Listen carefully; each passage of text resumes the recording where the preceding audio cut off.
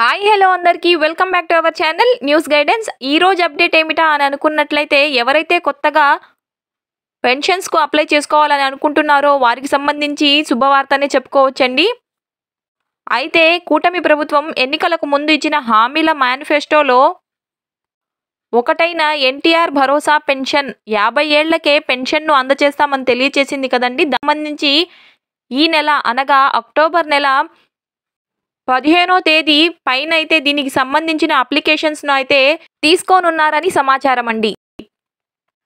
ఇక ఎవరైతే కొత్తగా పెన్షన్లకు అప్లై చేసుకోవాలనుకుంటున్నారో వారికి సంబంధించిన విధి విధానాలు ఏమిటి, ఇక ఇదే విధంగా ఎవరెవరు ఈ పెన్షన్స్కి అప్లై చేసుకోవచ్చు, ఇక ఎవరు అనర్హులు అనే వివరాలను మనం ఈ వీడియో ద్వారా తెలుసుకుందామండి. ఇక మన ఛానల్ను మొదటిసారిగా చూస్తూ ఉన్నట్లయితే ప్లీజ్ లైక్ చేయండి, దాని పక్కనే ఉన్న షేర్ బటన్ను క్లిక్ చేసి మీ బంధువులకు లేదా మిత్రులకు షేర్ చేయండి. ఇక అదేవిధంగా బెల్ ఐకాన్ను క్లిక్ చేసి ప్లీజ్ మన ఛానల్ను సబ్స్క్రైబ్ చేసుకోండి. ఇక ఆలస్యం లేకుండా వివరాల్లో కానీ వచ్చినట్లయితే కూటమి ప్రభుత్వం ఎన్నికలకు ముందు ఇచ్చిన హామీలలో ఒకటైన ఎన్టీఆర్ భరోసా పెన్షన్స్కు సంబంధించి కొత్తగా ఎవరైతే పెన్షన్లకు అప్లై చేసుకోవాలి అని అనుకుంటున్నారో వారికి సంబంధించిన విధి విధానాలను మనం ఇప్పుడు తెలుసుకుందామండి.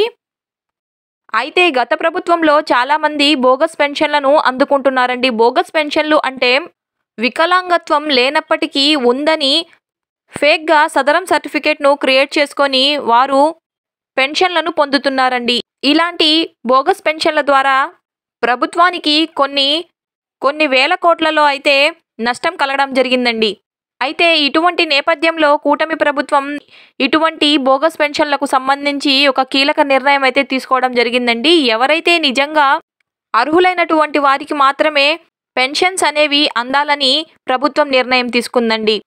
అంటే కూటమి ప్రభుత్వం అధికారంలోకి వచ్చిన తరువాత ఈ పెన్షన్లకు సంబంధించి ఎవరైతే నిజంగా పేదరికంలో ఉంటూ అర్హులై ఉంటారో వారికి మాత్రమే ఈ పెన్షన్లు అనేవి అందచేయాలని ప్రభుత్వం కీలక నిర్ణయం తీసుకుందండి.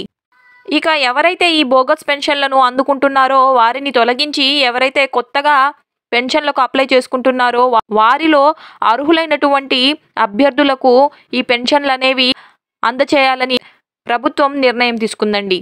ఇక ఇప్పటికీ మనలో చాలామందికి నిజంగా పేదరికంలో ఉంటూ వయసు పైబడి వైకల్యం ఉన్నప్పటికీ ఈ పెన్షన్లను అందుకోని వారు చాలామంది ఉన్నారండి.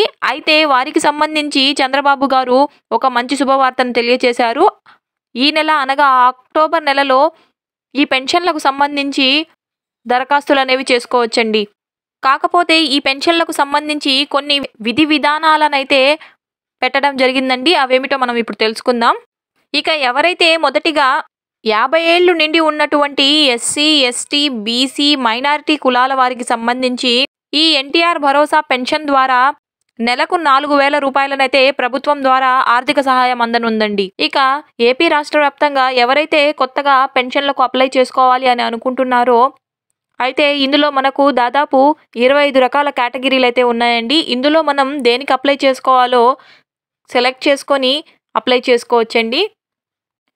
ఎవరైతే వితంతు పెన్షన్కు అప్లై చేసుకోవాలి అనుకుంటున్నారో వారి యొక్క భర్త డెత్ సర్టిఫికెట్ను మరియు ఆధార్ కార్డును అదేవిధంగా రేషన్ కార్డును కలిగి ఉండాలండి. ఇక ఇదే విధంగా వికలాంగుల పెన్షన్కు అయితే సదరం సర్టిఫికేట్ను అయితే కలిగి ఉండాలండి. దాంతోపాటు ఆధార్ కార్డును, రేషన్ కార్డును కూడా కలిగి ఉండాలండి, బ్యాంక్ అకౌంట్ను కూడా. ఇక ఎవరైతే ఒంటరి మహిళ పెన్షన్కు అప్లై చేసుకోవాలనుకుంటున్నారో వారు ఒంటరి మహిళ ధృవీకరణ పత్రం అయితే ఉండాలండి. దానితో పాటు అకౌంట్, ఆధార్ కార్డ్, రేషన్ కార్డును కూడా కలిగి ఉండాలండి. ఈ విధంగా మీరు ఏ కేటగిరీకి సంబంధించిన వారైతే ఆ కేటగిరీకి మీరు పెన్షన్లకు కొత్తగా అయితే అప్లై చేసుకోవచ్చండి.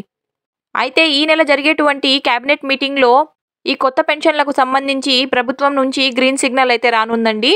మీరు కానీ ఈ పత్రాలను జాగ్రత్తగా పెట్టుకొని ఉన్నట్లయితే దీనికి సంబంధించిన అప్లికేషన్ వచ్చిన వెంటనే మీరు దీనికి అప్లై చేసుకోవచ్చండి. సో ఇదండి ఈరోజు సమాచారం. ఈ సమాచారం కానీ మీకు ఉపయోగపడినట్లయితే ప్లీజ్ మన ఛానల్ను లైక్ చేయండి, షేర్ చేయండి, సబ్స్క్రైబ్ చేసుకోండి. Thank you.